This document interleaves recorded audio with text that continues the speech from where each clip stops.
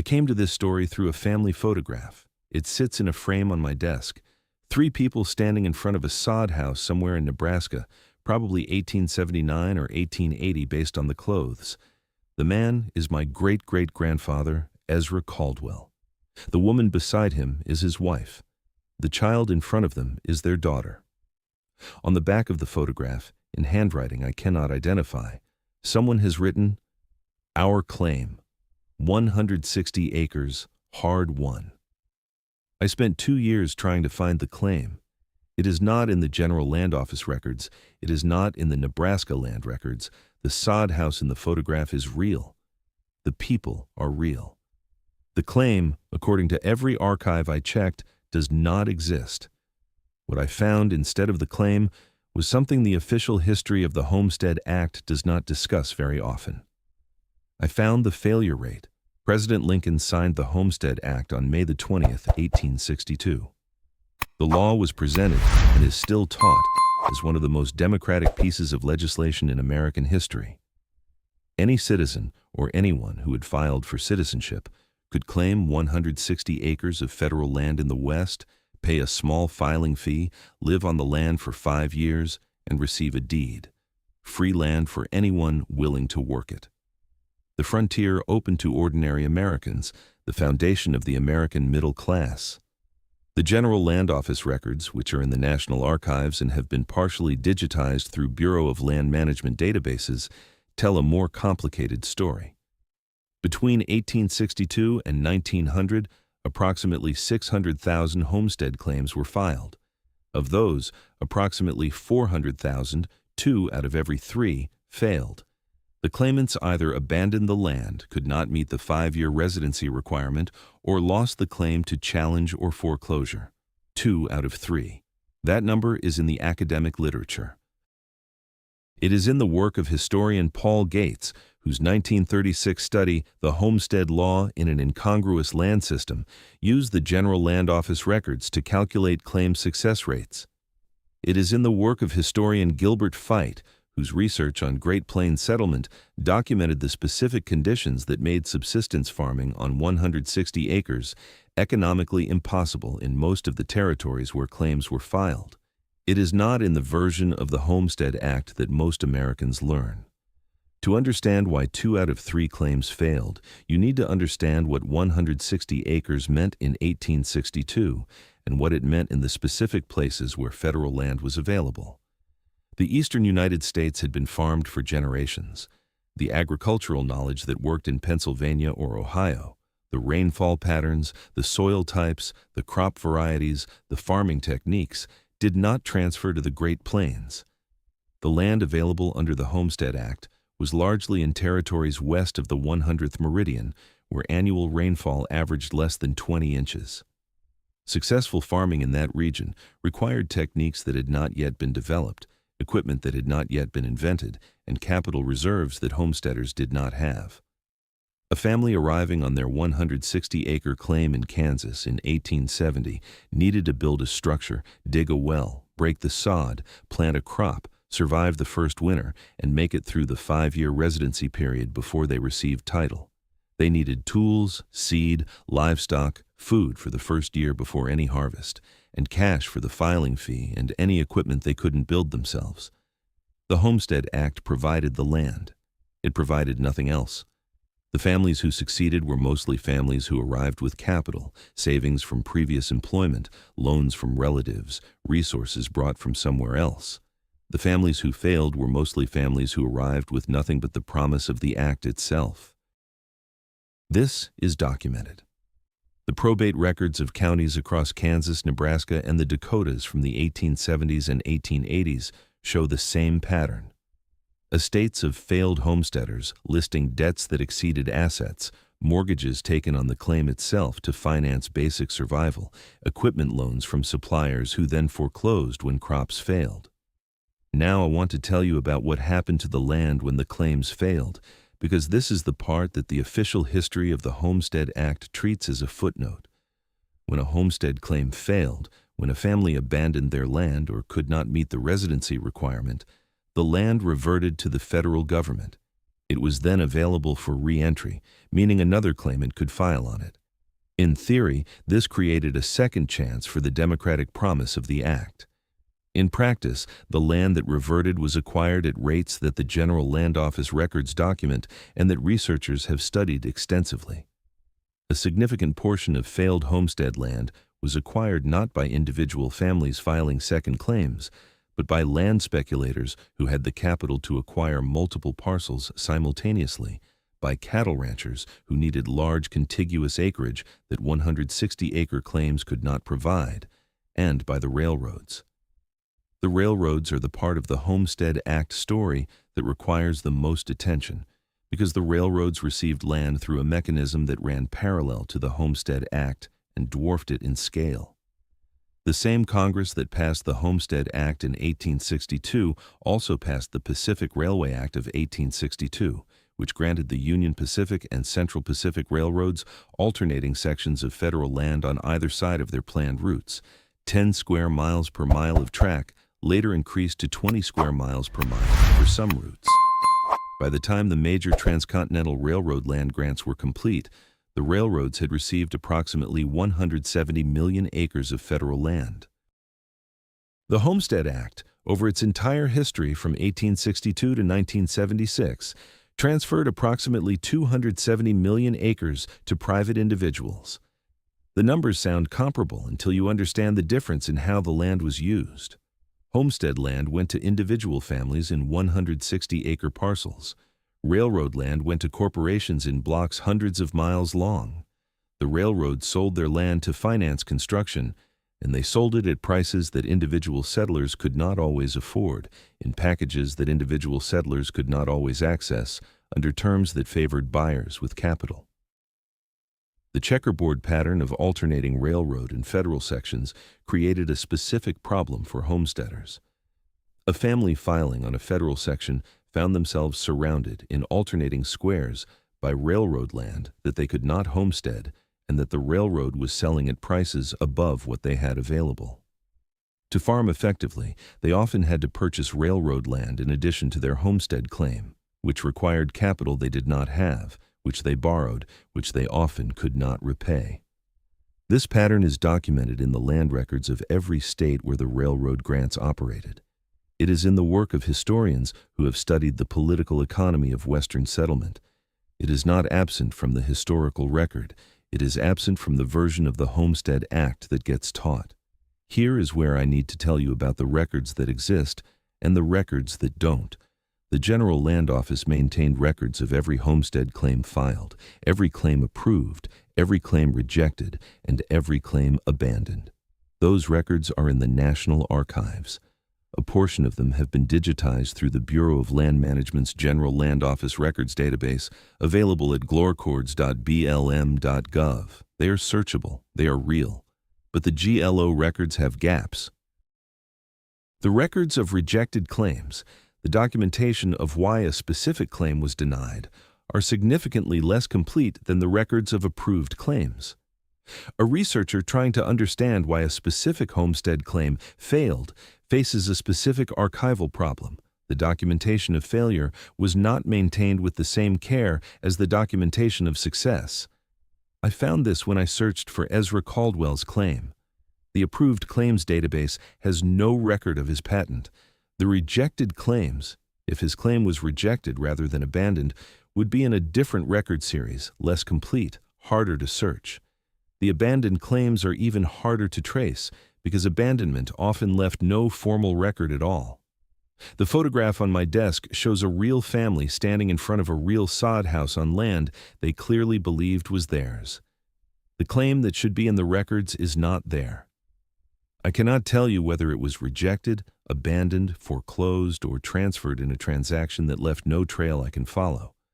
What I can tell you is that the archival infrastructure for tracing failed homestead claims is significantly less developed than the infrastructure for tracing successful ones, and that asymmetry, complete records of success, incomplete records of failure, shapes the history we have of the Homestead Act.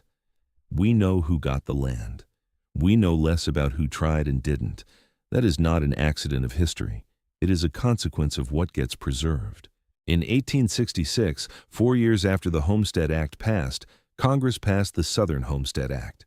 It was specifically designed to give formerly enslaved people access to federal land in the South, the land that had been abandoned by Confederate landowners, the land that the federal government now controlled, the land that represented the most concrete possible form of economic freedom for people who had been legally prohibited from owning anything. The Southern Homestead Act reserved 46 million acres of federal land in Alabama, Arkansas, Florida, Louisiana, and Mississippi exclusively for homestead claims. For the first 6 months, only loyal citizens could file, which meant, in practice, that Confederate landowners who had not yet been restored to citizenship could not file, giving black families and white Union loyalists a window to claim land before the former planters could compete. The act existed for 10 years, from 1866 to 1876. In that decade, approximately 28,000 claims were filed by black applicants. Of those, approximately 1,000 received final patents, completed legal ownership of the land. 1,000 out of 28,000, a success rate of approximately 3.5%. The reasons for the failure rate are documented in the records of the Freedmen's Bureau, in the congressional investigations of Southern land policy conducted in the 1870s, and in the academic literature that has studied this period. Black claimants face specific obstacles that white claimants in the North and West did not face in the same combination: violence and intimidation from former Confederate landowners who did not accept the legitimacy of black land claims, local land offices staffed by officials who were hostile to black applicants and who imposed requirements that were enforced selectively, credit markets that were closed to black borrowers who needed capital to survive the first years on a claim, and a legal system in the post-Reconstruction South that was increasingly unwilling to enforce federal land rights against local white resistance. The Southern Homestead Act was repealed in 1876, the same year as the Compromise of 1877 negotiations that ended Reconstruction. The timing is documented. The connection between the political deal that restored white democratic control of the South and the elimination of the program most likely to produce black land ownership is in the historical record. After 1876, the 46 million acres that had been reserved for homestead claims were opened to all applicants. The land that black families had failed to claim, mostly because the specific conditions of the South made claiming it nearly impossible, became available to anyone with the capital and the legal standing to acquire it. This is documented. It is in the work of historians who have studied black land ownership in the post-Civil War South. It is in the Freedmen's Bureau records in the National Archives. It is not absent from the historical record. It is absent from the standard telling of the Homestead Act as America's great democratic land distribution. Now, I want to tell you about the numbers, because the numbers are in the record and they are specific. The General Land Office conducted periodic surveys of homestead claim outcomes. These surveys, compiled in annual reports that are in the National Archives and in the Library of Congress, show the distribution of successful claims by state, by year, and by claimant nationality, meaning country of origin for immigrant claimants. What the surveys do not show, because it was not recorded in a way that allows systematic analysis, is the distribution of successful claims by race. This is a specific archival gap. The GLO records used a category system for claimants that recorded citizenship status, country of origin, and state of residence. They did not systematically record race. This means that the question of how many black Americans successfully claimed land under the Homestead Act outside the South, in the territories where most of the available land was located, cannot be answered from the GLO records alone. Researchers have used census records, Freedmen's Bureau records, and community histories to construct partial pictures, but the GLO records themselves do not yield a clean answer. I want to be precise about what this means. The absence of racial data in the GLO records is not evidence of discrimination in land distribution. It is an archival gap that makes discrimination harder to document than it would be if the records were complete. It is the kind of gap that shapes the history we can tell. Here is the pattern that I keep coming back to, and that I want to be careful about how I describe. Between 1862 and 1900, the federal government distributed approximately 80 million acres through the Homestead Act. In the same period, it distributed approximately 170 million acres to the railroads through land grants. It sold approximately 100 million acres to speculators and large landowners through the various public land sale mechanisms that operated alongside the Homestead Act. The Homestead Act was real. The democratic promise it represented was real. The families who succeeded under it, who built farms and established communities and created the foundation of agricultural life across the Great Plains, were real. None of that is in dispute. What is also real is that the land distribution of the 19th century West produced outcomes that differed systematically from the promise of the Act. The families who benefited most were not the landless poor the Act was designed to serve. They were the families who arrived with capital, with connections, with the legal and financial resources to navigate a system that was designed with democratic language but operated in conditions that were anything but democratic. The railroads ended up with more land than all the successful homesteaders combined. The speculators who acquired failed claims accumulated parcels that individual families could never have assembled. The former Confederate landowners, who were eventually restored to full citizenship and property rights, recovered much of what they had temporarily lost. And the black families who had been promised 40 acres and a mule, the specific promise made by General Sherman's Special Field Orders No. 15 in January 1865, the promise that was never enshrined in law and was reversed by President Johnson before the end of that year, ended up with a formal legal mechanism for land acquisition in the Southern Homestead Act, a 3.5% success rate, and a repeal of that mechanism in 1876. The documents describing all of this are in the National Archives. The GLO annual reports are in the Library of Congress. The Freedmen's Bureau records are in the National Archives. The congressional investigations of Southern land policy are in the Congressional Record. I keep returning to the photograph of Ezra Caldwell and his family. The sod house is real. The people are real. The land was real enough that they built a house on it and raised a child on it and had a photograph taken in front of it. What is not real, or at least what I cannot find, is the claim. Maybe it was filed and lost, maybe it was rejected and the rejection record did not survive. Maybe it was abandoned and Ezra moved on to something else, and the photograph is from the period before he gave up. Maybe there is a gap in the digitization of the GLO records, and his claim is sitting in a box in the National Archives that no one has searched yet. I cannot resolve this. I have the photograph in the absence of a record, and I have spent 2 years learning that the absence of a record in the Homestead Archives means something different than it might mean in other archives, because the records of failure were not maintained with the same care as the records of success. That asymmetry is itself a kind of answer, not to the question of what happened to Ezra Caldwell's claim, but to the question of what the Homestead Act actually was as opposed to what it promised to be. It was the largest land distribution program in American history. It transferred 270 million acres from federal ownership to private hands over 114 years. It created farming communities across the Great Plains in the West. It is a genuine and significant part of American history. It also failed 2 out of every 3 applicants. It operated alongside land grant programs that gave the railroads more land than all successful homesteaders combined. It produced a 3.5% success rate for black applicants in the South and then was repealed before a full generation had passed. It maintained records of success significantly more completely than records of failure. The history we have of the Homestead Act is the history of the 1/3 who succeeded. The history of the 2/3 who didn't is in the fragmented records of abandoned claims and rejected applications and probate filings from failed homesteads. It is also in photographs like the one on my desk.